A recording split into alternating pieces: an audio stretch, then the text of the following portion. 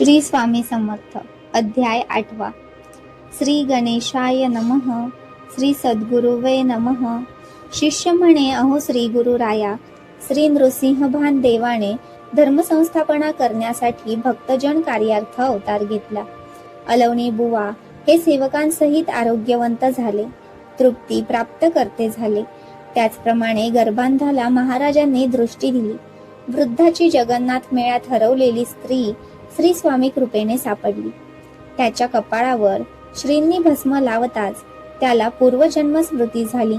समस्त जणांना श्री स्वामी समर्थ दर्शन झाले. सर्वांना सहज आशीर्वचन लाभले. महाराजांच्या चरणांचे चिंतन करीत समस्त जन स्वस्थानी परतले. पुढे काय झाले हे ऐकण्यासाठी चित्त उत्सुक झाले आहे. कृपा करून जगदहितार्थ श्री गुरु लीलामृत सांगावे. श्री स्वामी समर्थ चरित्र ऐकता गुरुभक्तीचा अखंड संचार भक्तजनांच्या अंगी होतो. हे अधिक स्पष्ट करण्यासाठी श्री गुरु शिष्यास सांगू लागले. श्री नृसिंहभान गुरुवर्य हरिद्वाराला असताना एक मोठीच नवलपूर्ण घटना घडली. ब्राह्मण वंशीय 2 युवा मल्ल बाहुयुद्धासाठी महाप्रसिद्ध होते. ते शरीर संपत्तीने समृद्ध होते, परंतु त्यांच्यापाशी दयाधर्म नव्हता. स्ववर्णाश्रम धर्माचे आचरणही ते करीत नव्हते. अहंकाराने उन्मत्त असे ते साधू निंदा करत परस्त्री परधन अपहारासाठी ते कुप्रसिद्ध होते. कोणाहीकडे काहीही मागणी करीत असत. न दिल्यास बळेच ओरबाडून घेत बराच काळ त्यांचा हा उपसर्ग सहन करता करता शेवटी लोक अगदीच त्रस्त झाले. पण परमेश्वराकडे धावा करण्या वाचून त्यांच्या हाती काही उरले नाही. पुढे प्रारब्ध कर्म संयोगात त्या दोघांनाही दुसह महारोग उद्भवला. त्या रोगाने त्यांच्या हातापायांची बोटे गळाली. शरीराची अवस्था एवढी वाईट झाली की ते दृश्य नजरेसही बरे वाटत नसे. पुढे पुढे तर त्यांना स्वतःचे पोटही भरता येईना. अगदी भीक मागायची पाळी आली, तीही कोणी देईना. गर्वाने दुष्कर्म हसत केली. आता परिणाम भोगत रडत होते. करावे तसे भरावे हा सिद्धांत लोकानुभवित सत्य आहे. कुणाही निरापराधास छळू नये, पण त्यांनी अनुकूल काळात त्याच्या उलटचीच कर्मे केली. तेव्हा दडपणाने साथीला असणारेही आता विरोधात गेले होते. अनुकूल काळात मनाप्रमाणे घडले तरी प्रतिकूल काळामध्ये ते सगळे प्रतिकूल होते, असा अनुभव आहे. म्हणून अनुकूल काळात सत्कर्मेच करावीत. श्री आदित्य उगवतो नि हळूहळू मावळतोही. त्याचप्रमाणे धनसंपत्ती प्रपंच माया सहसा स्थिर राहत नाही. पैसा मिळवतानाही क्लेश होतो नि सांभाळतानाही. खर्च करण्याची वेळ उद्भवली तरीही त्रासच होतो. असे हे धन सर्वदा क्लेशकारी असूनही मनुष्याला त्याचा लोभ फार असतो. केवळ धनलोभी आपल्या लाभासाठी वाटेल ती गैरकृत्ये करतो. प्रसंगी लेकरेही त्यागतो. पती पत्नी माता पिता सगळे सोयरे सोडतो. पण धनलोभ सोडत नाही. त्या मल्लांनाही धनाची हाव घातक ठरली. अखेरीस कोणीच आपला उरला नाही. तेव्हा भगवंतांचा धावा करण्याखेरीज हाती काहीच उरले नाही. त्यांनी भक्तवत्सल जगदीश्वराची आर्ता आळवणी सुरू केली. स्वतःची दुष्कर्मे आठवून ते पश्चातापाने पळून निघाले. कधी काळी चांडाळ वृत्तीने वागत कुळास बट्टा लावून दुर्बळांचे गळे आवळण्याचा अमंगळ खेळ ते खेळत होते. आता उच्च स्वराने हाक मारू लागले. धावा चंडी विनायका, रामकृष्ण हरी जगत पालका, सदाशिवा धाव रे, धाव पाव भवानी शंकरा, पुरुषोत्तमा करुणा करा, महेश्वराया. द्या शरणागतांना आधार, श्री गुरुदेव दत्त दिगंबरा, अखिल ब्रह्मांडाधीश्वरा, योगीराज दया सागरा, आम्हावरी कृपा करा. आता या व्यथा सोसवेनाशा झाल्यात, अनाथ झालो तर आता आम्हाला कोण राखील. हे कुलस्वामी सद्गुरुनाथा, फोडू का हो आमचा माथा. हातापायांची बोटेही गळाली, प्रारब्धावशात दुर्दशा झाली. तुमच्या विन अन्य नसे माऊली, करा हो कृपेची सावली. हे ब्रह्मा विष्णू महेश्वरा, भगवंता भक्तवत्सल दयावंता, देवाधिदेव अनंता. आता पाहू नका आमुच्या अंता. पूर्ववशात अतिसंकटात पडलेल्या प्रल्हादास, मगर मुखात अडकलेल्या गजेंद्रास, वस्त्रहरणाचे दुर्दैव ओढावलेल्या द्रौपदीस तुम्ही रक्षिले. आता धाव पावरे दयाळा झडकरी, धावा हो श्रीहरी. त्रिशूळधारी दीनानाथ तू कैवारी, तारा हो त्रिपुरारी. धाव धाव हे कर्पूर गौरा, गेली 12 वर्षे आम्ही रोगामध्ये खितपत आहोत. व्याधिग्रस्त अशा त्या दोन्ही मल्लांचा हा धावा चालला असताना स्वामी महाराज एका ब्राह्मणाच्या घरी भोजनास बसले होते. त्या दोघांची आर्त विनवणी महाराजांनी अंतसाक्षीत्वाने ताडली. नि भोजन पात्र सोडून ते तडक निघाले. ब्राह्मण सज्जनास त्याचा अचंबा वाटला. त्यांची श्रीगुरूंवर अनन्य भक्ती जडली होती. तेही महाराजांच्या मागे धावले. तेव्हा दोन्ही दुःखी कष्टी मल्ल गंगेच्या काठावर दुःख सागरात गटांगळा खात पडले होते. महाराजांनी आपल्या चरणांचा स्पर्श त्या दोघांच्या शरीरास केला. त्यांचे बरेच पूर्वसकृत गाठीशी असावे हे निश्चित, म्हणून श्रीगुरूंची कृपादृष्टी त्यांच्यावर पडली. हा देव दुर्लभ क्षण तिथे उपस्थित साधू, ब्रह्मचारी, संन्यासी, गृहस्थ या सर्वांनीच पाहिला. या परिसरात असंख्य मंदिरे असल्याने देवभक्तांची मोठी झुंबड उडालेली होती. त्या सर्वांनाच या कृत्याचे नवलच वाटले. श्रीहरीद्वारी भगवान श्रीहरी निश्चयत्वाने भक्तगणांस प्राप्त होतात. इथे तर श्रीहरी नारायणच प्रकटले होते. त्यांच्या केवळ चरणस्पर्शे मात्र त्या महारोग्यांची कांती सुवर्ण शुद्धतेप्रमाणे झळकू लागली. हे निमिषार्धात घडले.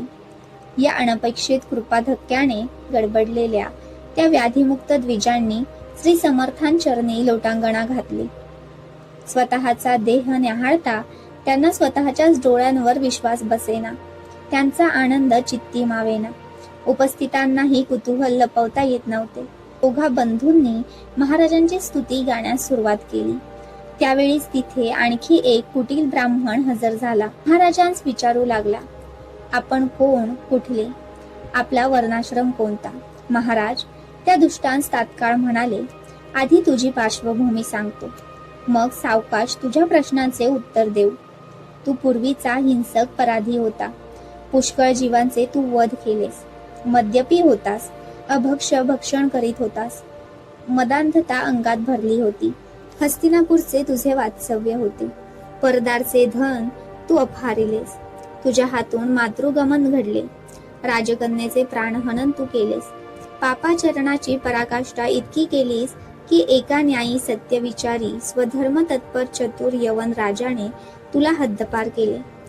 तरीही दूर परदेशी जाऊन तुझी निंद्यकर्मे चालूच राहिली. एका राजदूताचे नेत्र फोडलेस, नाक कापलेस, मग राहिलास एका चर्मकाराचे घरी. तो बिचारा सद्विचारी तुला पोसत होता. तिथेही निंद्यकर्म केलीस. शेवटी तेथील पशूंनी तुला खाल्ले. पण तुझे मासेही इतके बाधित होते की त्यांच्या पोटात रोग झाले. नंतर वाघाच्या योनीत तुझे 2 जन्म झाले. आधीच मनामध्ये पुष्कळ हौस, त्यात संधी चालून आली. मग काय, वाघाने पशु मारून आपल्या उपवासाचे पारणे फेडण्यास सुरुवात केली. पण पूर्वजन्मातले काही सुकृत बाकी होते म्हणून पुन्हा मानव जन्म मिळाला. परंतु पूर्वस्वभाव गेला नाही. पहा हो, काल रात्रीच याने एका निरपराध गायीला नाहक ठार मारले आहे. किती मोठे पातक आहे हे. हे ऐकताच तो कुटील थरथर कापू लागला. म्हणाला, अंतःसाक्षी आहात, प्रत्यक्ष ईश्वर आहात. आपण सत्य कथन केले. माझ्यासारखा महापातकी तिन्ही लोकांत कदाचितच नसेल. आपण साक्षात शिवच आहात. हे सद्गुरु राया मला तारावे. मी कमालीचे दुःख भोगले आहे, प्रायश्चित्तही घेतले, परंतु बुद्धीला स्थिरता अद्यापी आलेली नाही हो प्रभू राया. महाराजांनी तिथे उभ्या असलेल्या लोकांस म्हटले, मृत गाय ज्या स्थानावर पडली आहे तिथे चला. त्याप्रमाणे स्वामीरायांसमवेत सर्वजण चालू लागले.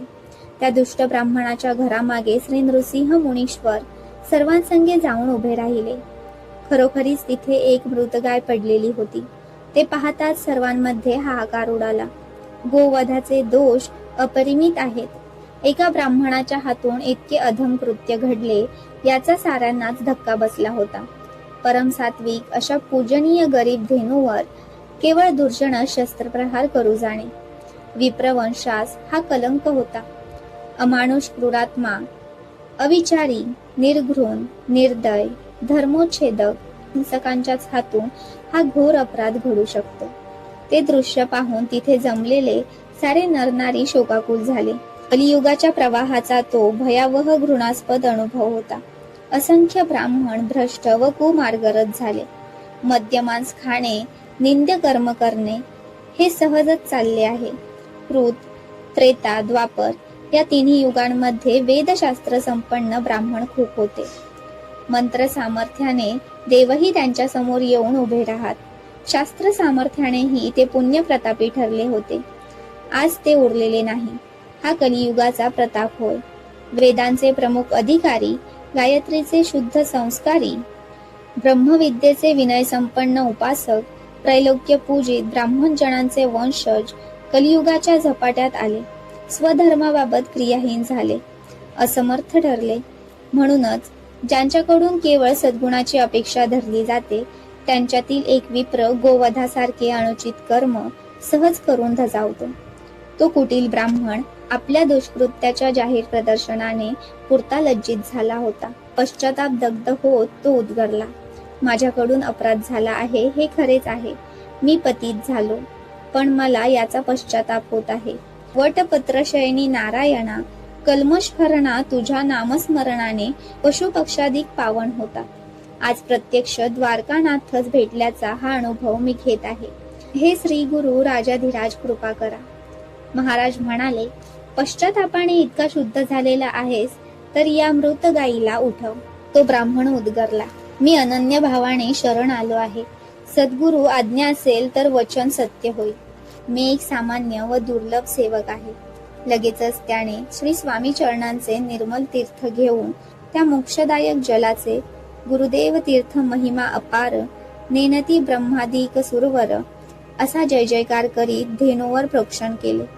त्या अद्भुत तीर्थ सिंचनाबरोबर 2 दिवस मृत होऊन पडलेली ती धेनू अगदी सहज थरथरून उठली.